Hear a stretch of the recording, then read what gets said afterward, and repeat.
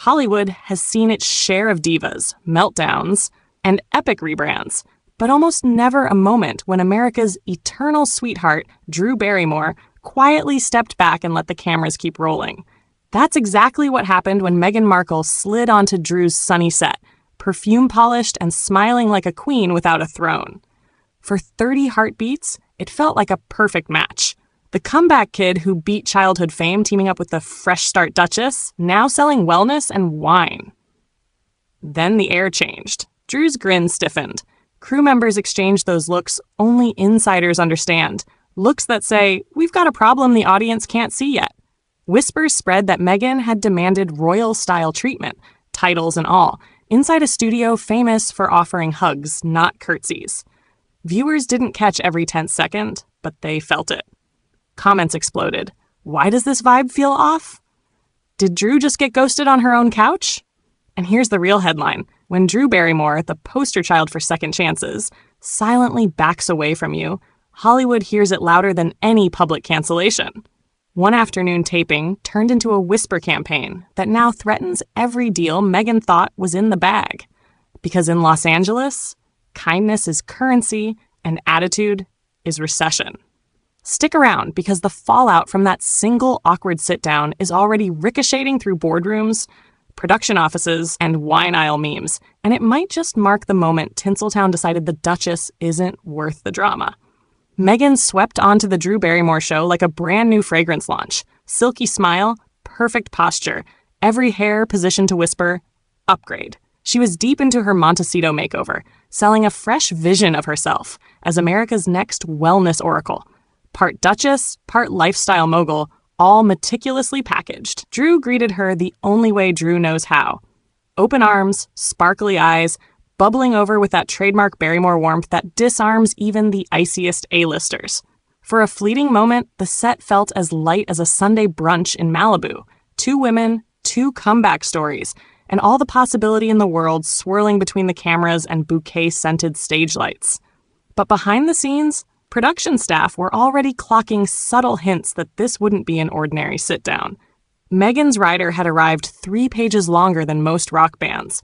Specific floral water at precisely 68 degrees. A deliberate request that the audience be reminded she was formally known as Her Royal Highness. And a quiet note discouraging casual chatter during makeup. Still, Drew, who survived everything from hanging out with fire-breathing metal bands to navigating live TV chaos, took it in stride. She cracked jokes in the green room, tried to loosen the Duchess vibe with compliments about Meghan's velvet-trimmed blazer, and even shared a quick story about sneaking candy on set as a kid. Meghan laughed, but the laugh felt measured, curated, almost as if she was rationing authenticity to preserve the mystique. Then came the on-camera handshake, a little longer than normal, almost ceremonial. Meghan thanked Drew for inviting her royal perspective on wellness. The phrase turned a few audience heads. Drew's smile never faltered, yet you could see a flicker of confusion, like she just realized her guest was playing a very different game. Still, Drew carried on, introducing Meghan's fledgling brand, American Riviera Orchard, as a budding mix of healthy living and Californian charm. Viewers cheered. Crew clapped. But anyone who has worked a talk show set could feel the air tighten, the way it does when titles and protocols clash with hugging culture and first-name familiarity. That tension only sharpened when Meghan's team asked the floor manager to adjust lighting angles mid-segment, twice. On Drew's show, lighting tweaks are like fire alarms. They happen only when something's truly wrong. The second interruption caused a noticeable stall in conversation. Drew filled the gap with her trademark giggle, yet her eyes flicked toward the stage manager for a status read. Meanwhile, Meghan stayed poised, chin lifted, expression serene, as though hiccups were beneath acknowledgement. For viewers at home, everything still looked polished. But in the control room, a director whispered, "She's micromanaging the vibe. We'll be lucky to get this wrapped on time." The audience's polite applause hit a half-beat late. Drew launched into a question about Meghan's new American chapter, hoping to anchor the conversation in common ground. Meghan responded with a gracious nod to her global platform, sprinkling in phrases like service-driven purpose and redefining legacy. Admirable sentiments, yes? Yet the words floated slightly above the heart-level intimacy Drew tries so hard to cultivate. By the time the first commercial break loomed, Meghan had referred to herself as someone accustomed to royal etiquettes twice, and Drew's infectious energy felt reduced to a careful balancing act. The studio lights dimmed for ads, and Drew leaned in with a hushed, friendly line. "Let's just have fun out there, okay?" Meghan gave a practiced smile, the kind that ends precisely at the edges of her lips. And that cloud of Montecito lavender mist? It was already starting to clear, revealing the fault line that would split the room in two. Because up next came the subtle power plays, the whispered warnings, and a vibe shift so potent even the viewers sensed it, without ever knowing why. The second Meghan stepped off the cushioned couch for the commercial break, the studio's white noise hum shifted. Stagehands describe it as a chill that slides down the back of your neck, a silent alarm only veterans notice. Word spread that Meghan's team had slipped the producer a revised intro card. Please announce her as the Duchess of Sussex, humanitarian and global thought leader. Problem? Drew's staff doesn't do crowns. They do cozy. The show's brand is sunshine and sneakers, not scepters and protocol. Crew members swapping cables behind camera. Two muttered that Meghan's body language matched the new script. Spine straighter, chin higher, eyes scanning the set like a general inspecting troops. A lighting tech claims she addressed him with a crisp, "Could you?" instead of Drew's usual, "Would you mind?" It wasn't rude exactly. It was the temperature, a few degrees colder than the room expected. And in talk show land, temperature is everything. Then came the topics list.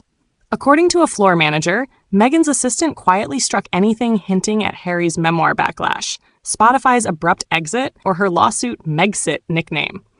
Drew's producers, famous for gentle but real questions, suddenly found half their notes redlined. One insider joked, "We just lost our act too." Another wasn't laughing. Rewriting on the fly is live TV kryptonite. The tension leaked beyond the stage. In the hallway, an intern overheard Meghan reminding a staffer that curtsying wasn't necessary but appreciated. That line ricocheted through headsets faster than any official memo. Every time someone said Meghan, another corrected it to the Duchess. Half in jest, half to avoid trouble. Titles had turned into tripwires. And yet, the cameras still captured two smiling women, one effusive, one poised. Viewers couldn't see the flurry of headset whispers, the frantic cue card edits, the executive producer tapping a pen against her clipboard like Morse code for keep it moving. But those whispers were already slipping out through parking lot phone calls and group chats, ready to bloom into Hollywood rumor vines by nightfall. But if you think backstage murmurs stay backstage, think again, because the moment Drew sensed the vibe, her next move spoke louder than any leaked email. Drew's silent alarm. When the lights snapped back on after the break, Drew launched into her trademark warmth. Wide grin, shoulders angled toward the guest, voice pitched to friendly confessional. But something in her eyes had changed. It was the tiniest flicker, a millisecond hesitation before each question, as though she were testing the floorboards for cracks. Meghan noticed. Viewers noticed too. Replay clips later showed the Duchess leaning a fraction farther back, her smile stretching a little tighter, cheeks held in royal readiness. Drew tried a classic leveler. We love keeping things real here. What's one messy moment you've learned from lately?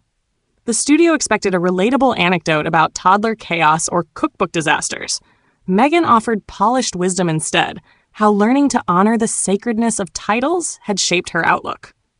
Drew's brows lifted half a centimeter. The audience clapped on autopilot, but the laughter cue never came. In talk show rhythm, that missing chuckle is a siren. From the control booth, producers watched metrics spike in all the wrong places.